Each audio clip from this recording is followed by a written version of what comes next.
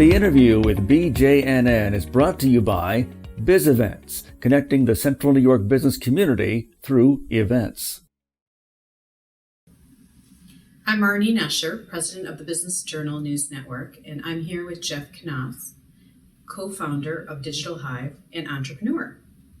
Digital Hive is a full-service digital marketing agency with offices in Syracuse and Rochester. In our 2018 Book of Lists, Digital Hive was ranked 4th in our advertising, marketing, and PR firms ranked by full-time employees. Since that time, Digital Hive's revenue growth has been explosive, growing 5,000 from 2014 to 2017. That puts them at over $5 million in revenue. Let's start, Jeff, talk about you a little bit. Talk about where you grew up in Central New York, please. Yeah, so I actually grew up in the Finger Lakes. So it was a really small town, Clifton Springs, between Phelps and Clifton Springs, New York. Pretty much dead in the middle of Rochester and Syracuse. And where did you study? So I went to elementary and high school at a school called Mid Lakes. It was kind of a combination between Phelps and Clifton Springs. And then I went to college at SUNY Oswego, proud of luck. We have a lot of graduates from SUNY Oswego here in Syracuse. It's a great network of alumni. I've met some of my best friends that I didn't even go to school with. Actually, my business partner Jake, he's also an Oswego alum, and I think we might have crossed. I think the years might have touched. He's a little bit younger than I am, but I never met him at Oswego. But then when we first met, that was something we had in common, so it was kind of cool. That's interesting. Who was your role model growing up? Oh, geez. The Ninja Turtles, and, I didn't really have, probably the closest thing I had to role models, might sound cliche, were my parents. My dad, he worked for a town highway department, so he had the worst jobs in both times of the year. In the winter, like our upstate New York winters, he would plow snow, and there would be some Christmases where we wouldn't see him for a couple days because he was out plowing snow, making sure that the roads were safe for everyone. And he worked at that job for 30 plus years. And then my mom, she worked in the school district, doing scheduling and administrative work. And then right around the age of 40-ish, she went back and got her degree. She didn't finish high school. She had her GED. She got her GED, and then she actually went back to get her college education, and then she got into IT towards the end of her career. So it was very cool. Great role model. Yeah, so both of them really taught me the value of working really hard. But I wasn't really exposed to the business community at large. I grew up in, my house, my closest neighbors were a mile away, and they were all dairy farms. So I grew up in a very rural area. So I didn't really understand much about business, but I did understand what hard work was. So my next question is business advice. Yeah. Who do you seek today for business advice? I've been very fortunate to have a lot of great mentors. I don't think that anyone that finds any success in their career has not had some really strong mentors, and it's really important to me to also try to give back to some folks that are growing in their career. But if I were to name a few, our regional director of Digital Hive, he actually hired me right out of school. So he was my director of sales. He was actually my boss's boss when I graduated from Oswego. My first job was in television, and his name is Dave DeProza. He was definitely a mentor throughout my sales career when I worked in television. And now he's our regional director out in Rochester and runs our Rochester office, does an amazing job, and I've learned so much from him. I have some really great friends in the area that give me a lot of advice. I go to Chetty Hampson from TCG Player. He's really been a big influence for me. I've gotten a lot of influence from Wills Mahoney from Plows and Mows. I try to look towards people that have similar kind of startup tech companies, and we like to talk through what's happening with their companies, what challenges are they facing, what opportunities do they see, and we kind of have really good learnings between the group of us. So I have a few folks like that are currently helping me understand how to kind of scale a company. We also hired Tim Ahern as our business coach a few years ago. Yeah, he's and great. Tim has been a phenomenal resource for us and really done a great job at helping us understand how to scale the business. Because growing at this rate, there's a lot to keep up with. And both Jake and I are first-time entrepreneurs, so we need all the help we can get. So, I could probably spend, all day talking about a lot of different mentors that I have. I've definitely left people off, but I've been very fortunate to have people that have helped me lead me and help teach me throughout my career. Which actually leads me to my other question. What special challenges or opportunities do entrepreneurs face here in Central New York? Yeah.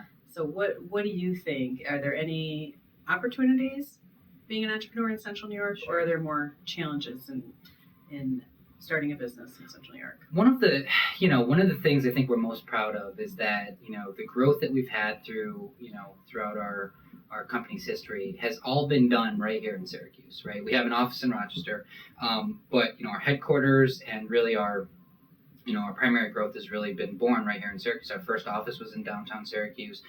Then we moved to Franklin Square. We had 2 offices in Franklin Square, and now we're back downtown overlooking Clinton Square, which is a fantastic spot. I'm someone that I consider myself very pragmatic, and also I really consider myself a positive person. I always try to look at the opportunities rather than challenges. So I'm always going to say there's more opportunities than challenges, because even you can find opportunity within challenges, right? And so I would say that there are a ton of opportunities, because we're the living proof of that, right? We've been able to. When we started the company, we were literally 2 guys in a 200 square foot office.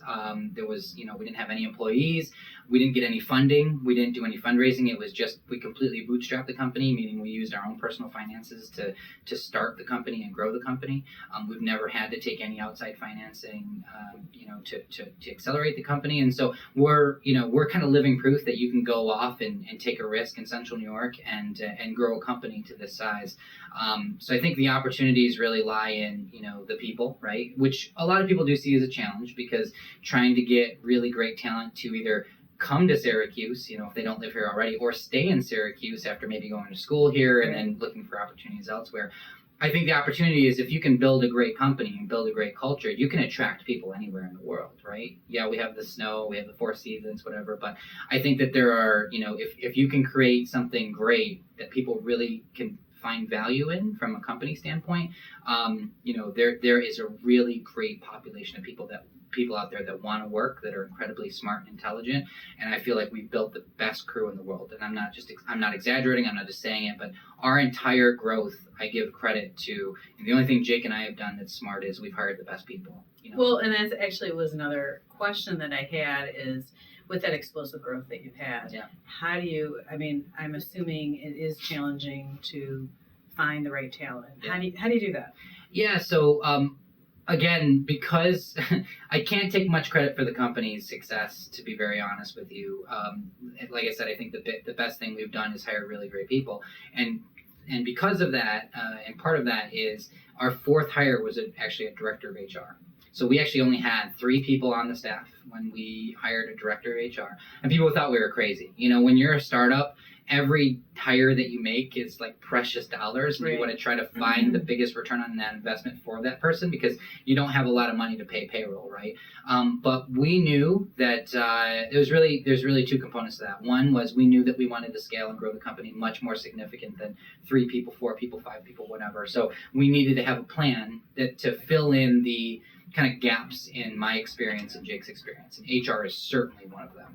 We don't know the first thing about HR. We don't know the first thing about regulations or laws or anything like that. Best hiring practices. We were just like, yeah, sure, come work for the company. So her name's Sarah Mastrangelo. She moved from Boston, and her previous experience, she took a company, I think she was like the 4th or 5th hire at a company, and then that grew to 200 people. She oversaw all the HR, she oversaw all the operations. And so having that experience that young and at that early stage in the company, while it was, most people would consider it an expense, we saw it as an investment. So I have to give a lot of credit to Sarah, because who's now our VP of operations. I have to give a lot of credit to her, because she's helped build a culture for us. She's helped hire the best people. She's put in really good practices. Today we're having sexual harassment training and safety training and all that. We brought all of our employees from Rochester to come into the Syracuse office, and we're doing a corporate-wide training. And so, we're really fortunate to have, that, and that's just one example of bringing one person in and having a massive impact. So it is all about people. Well, that's really unique, because I would assume most people wouldn't even think of fourth person being an HR? It was a little wild, Fire. but after meeting Sarah, she was actually one of my good friends' wives, who I knew through my friend. But they were moving their family back from Boston to the Syracuse area. They kind of grew up in the Vulcan area, and so I think that's one lesson that I've been trying to take throughout the growth of the company is when there's an opportunity that presents itself that is good for the long run, just do it, because it may not be the best short-term expense or investment, but I think the biggest plague for business owners, or at least first-time business owners, is they're very short-sighted. People get too nervous about what the next dollar they're gonna get, or the next client, or the next expense they have to spend, or whatever. We try to look at things very, very long-term, because we're not going anywhere. So if we make the right decisions that are going to, they may be hard decisions in the moment, but good decisions for the long run, that's what we always try to guide ourselves with, and Sarah's a great example of that. Very good. Let's talk about Digital Hive and how you and Jake, the other co-founder, met. Jake Tanner. Yeah, so Jake and I met, interestingly enough, at a networking event. So I always try to, especially when I talk to college students and things, when I was a college student, I thought networking was, yucky, because it was a lot of, I always assumed it's just people being fake and shaking hands or whatever, but the power of networking is so strong, and it's all about being genuine. It's all about really wanting to learn and meet new people, because that's why I like doing it. It's because I'm interested in learning about people's stories, just like you guys are. And so I think networking is incredibly important. So I go to this Tech Garden event. Jake is a speaker, which Jake, it's like he probably I'm surprised. Yeah, I know, right? He's not to be out there. He doesn't, but thankfully he was that day, and the presentation was great, and I gleaned, it wasn't, Jake is not, as the best presenter, because he doesn't necessarily, that's not his skill set, but he is incredibly intelligent, and so I could glean that the intelligence and the knowledge that he had.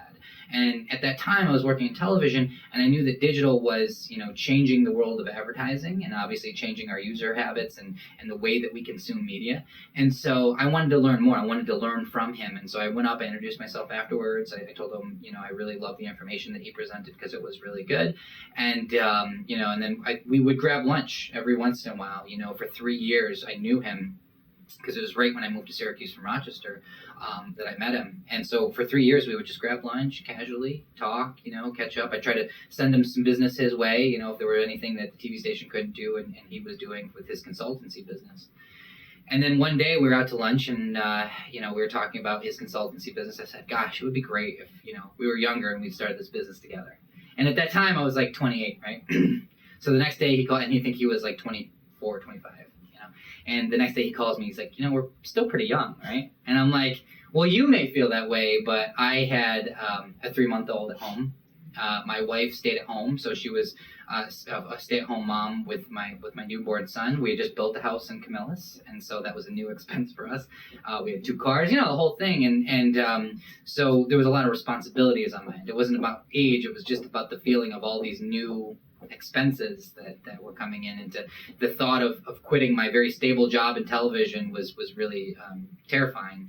But I thought about it. We talked for the next few weeks, and we started to get serious about it. I talked to my wife, who was incredibly supportive of me and doing it, and then we just made the leap. And the crazy thing was, on the day that I left the TV station, my manager, who is a big mentor of mine, Amy Collins, she offered me a promotion at the TV station. So not only was I leaving my current job, I was also leaving behind a promotion, and it was very scary. So thankfully, I took the leap of faith. Yeah. It's worked out, but very scary in the moment. Well, not only has it worked out, but in 2018, Digital Hive was named on Inc. magazine's 52nd fastest growing company in the U.S. and the 5th fastest growing advertising and marketing company in the U.S. Share with our audience how it happened. I mean, I know you put a lot of faith in HR in terms of growing the people, but what was your strategy? I think I would love to, sit here and say, oh, we had a very detailed business plan. We didn't even do a business plan. No, people don't want to hear that. I know. It's probably not the thing to say to people, but, very honestly, we replaced a business plan with hard work. And there's really no substitute. I try to tell people that. So when we first, I think that it was a combination of hard work, smart work, market opportunity, and really ambitious goals. And so what I mean by that is, in the first year that Jake and I started the company, I had been read Inc. magazine since I was 21 years old, and it was just the business magazine to me. And every year they come out with their fastest 5,000 growing companies list, and in the country. And I said, you know what, it would be so awesome if we made this list someday, Jake. It was just like I said, it was probably 6 months into the company. I was like, when we were thinking about being the fastest growing company in the country. And so the cool thing was, if you get in the top 10% of the 5,000, you get the top 500 fastest growing companies, you get featured in the magazine, like in the printed copy of the magazine. I said, man, that would be so cool. So I was like, we were just kind of shooting for $4.99. If we could just get to $4.99, squeak into the magazine, we would have been over the moon. But so that goes to show that we may not have had a specific game plan on how to get there, but every day we had a goal that we were reaching toward, that we knew that this was one of the things we really wanted to accomplish. And there was a timeline, right? Because it's measured over 3 years, and we knew that we wanted to be on the list as soon as possible. And so it wasn't necessarily like the driving force behind how it happened, but it was just, I think it's really important that people set goals for themselves, ambitious goals, and then just do the work necessary to get there. One huge component that I'm not even mentioning in terms of our growth is obviously our clients. We have been incredibly fortunate to work with some of the best clients, the best businesses in New York and beyond, and been fortunate enough to bear the responsibility of growing their business through digital marketing. And so, that's obviously been, without our clients, we wouldn't exist. And we've been very fortunate to have some of the very best in town, certainly. We do all the digital marketing work for folks like Destiny USA. We're the official digital marketing partner of SU Athletics, so the men's basketball team, all the football teams, the lacrosse, everything for SU Athletics. We work with RIT out in Rochester, really great tech, higher education institute out there, city of Rochester. We helped Mayor Ben Walsh with his campaign this past year, which is something we're very proud of. And so we've just been very fortunate to work with some amazing companies, and I think that that's a testament again to the people we've hired, because we can perform marketing and drive results through digital marketing because we've hired really talented people that are great strategists and execution folks. That's great. Can you share with us, what is one common marketing mistake that you find your clients are that's happening on a regular basis? Is there just one common theme that we can all pay attention to? It's a great question. And marketing is part science and part art, right? There's definitely no formula to it. Every business is unique, every marketing plan is unique. But I guess what I would say is, it's not really a mistake more than it is a way of thinking about marketing. Is that I think that as the old saying was, 50% of my marketing works. I just don't know which 50%, right? And so I think that, digital, what that's done is it's really made marketing more accountable to itself. So when you spend money with any form of advertising, I think that no matter if it's traditional advertising or digital advertising, the real goal is to try to find some measurability behind it, right? To try to understand, when you talk about marketing, and there's certainly, like, if you think about the consumer funnel, right? You think about, we're aware of, I'll just name a brand. Let's say it's Chevy, right? Mm-hmm. I have a car and it's a Toyota or a Ford or whatever, and I'm aware that Chevy is a brand. And now I'm a little interested in Chevy because they have a new offer and my lease is going to be up within the next year or so, and they have some cool model that just came out. So now I'm interested. I went from awareness to interest. And then you know what? My lease is going to be up within the next 3 months. So now I got to start doing research. I got to figure out what my next car is going to be. Now, Chevy just came out with this new model. Oh, and here's the pricing for this. But I'm also going to go to the Honda site. I'm also going to go to the Ford site. I'm going to go to this site. And I'm doing my research now. And then once I do my research, I'm going to make a decision. My lease is up now. I got to make a decision on my new vehicle, and it's going to be this Chevy model that I, remember seeing a TV ad or a newspaper ad or whatever it is, a year ago, right? And so there's no one answer. Marketing is, people call it the marketing mix, and it's true. There's a lot of different components that are important to that marketing mix, but you have to identify what I always try to coach people with marketing is you have to identify what is the goal of your marketing dollars. If you're buying television ads, or you're buying print ad, or you're buying an email blast, what is it you want to accomplish? And the easiest way for me to help clients understand and visualize what that means is think about after you run this campaign. Let's say you do an ad through the Business Journal, or you do an ad through the your email blast. If in 3 months or 6 months or whatever the measurement period is, you say, gosh, that was the best marketing we've ever done. It was so great. And here's why, right? If you can visualize yourself saying that, what is the why? Why did it perform so well? What was the thing that you said, gosh, this is a really great campaign?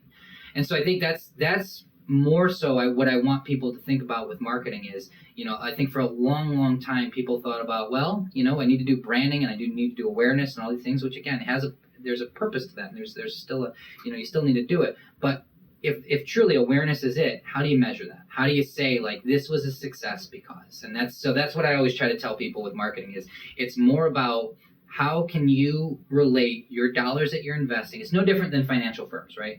A financial advisor, you give them money, and then your expectation is they, invest in stocks and bonds and mutual funds or whatever the mix is, and they give you back more money than you gave them. That's the goal, right? That's what you're giving them money for. Advertising should be no different. It should be literally the business owner or the marketing director is giving a business money, and the expectation is that you're going to give them more money in return, or you're going to give them more awareness in return. You're going to give them something in return that's more value than the money that they gave, because that's what a return on investment is. And so that's how I try to frame advertising as is get really focused on what is your goal for that advertising.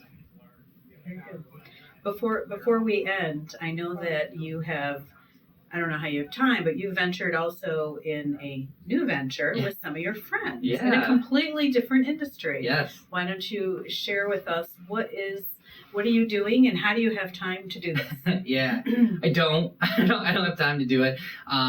This was actually, you kind of said it perfectly. A few, maybe 6 months ago to 6 to 10 months ago, I was approached by my good friends, Chris Biley and Eric Hinman, who started Original Grain downtown Syracuse. And they said, hey, we're doing a new concept, new restaurant. And I said, oh, cool. And they said, oh, it's going to be a taco place. Do you want to be a partner? And I said, well, I love tacos. I don't know anything about restaurants, but I love tacos, so sure. And I also... It was as easy as that?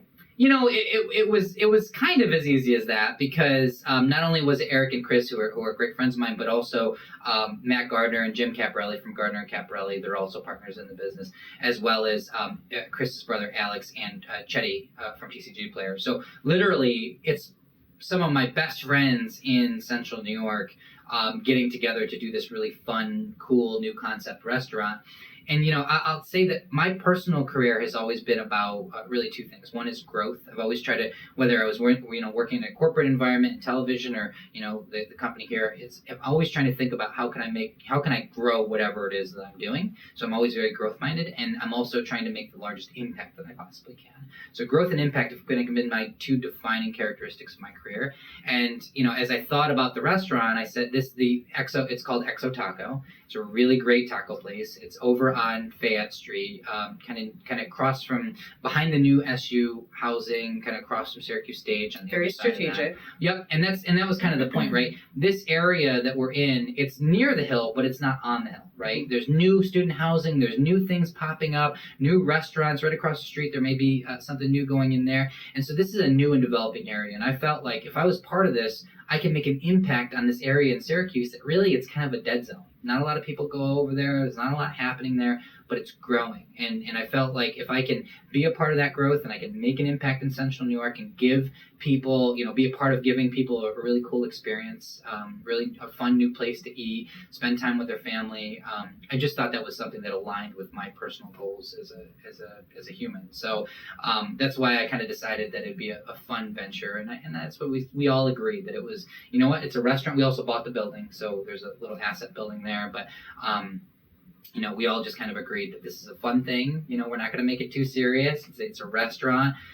So there's inherent risks, obviously, in restaurants. And as long as everybody's having fun and we're trying to do the right thing and make really great food and a really great experience, which I have to give all the credit to Chris Biley. He's really been the mastermind behind What You Go. If you ever get over to Exo Taco, Chris is really the designer, the mastermind behind it. The hope is that it provides a really cool new experience in Syracuse, and that's what I'm all about. Well, that's all we have time for today. Thank you to Jeff for joining us. And check out our website for more updates at cnybj.com.